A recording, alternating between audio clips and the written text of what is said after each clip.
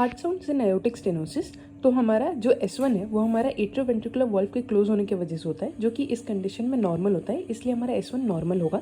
और S2 हमारा aortic stenosis दो वजह से होता है। एल्डरली में वो स्क्लेरोसिस की वजह से होता है, यानी कि डिजेनरेटेड एंड कैल्सिफाइड वॉल्व्स की वजह से, तो उन कंडीशंस में वो सॉफ्ट होगा। एंड यंग पीपल में वो बाइकस्पिड वॉल्व की वजह से होता है, तो वो लाउड होगा। नॉर्मली हमारा एओर्टिक वॉल्व ट्राइकस्पिड होता है, मगर अगर वो बाइकस्पिड हुआ तो लाउड होगा।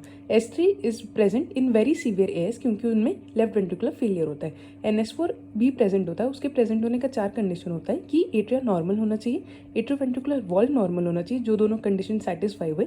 एंड तीसरा होता है कि वेंट्रिकल जो है वो हाइपरट्रोफिड होना चाहिए, non compliant and non dilated, जो तीनों इसमें सेटिस्फाई हो रहे हैं।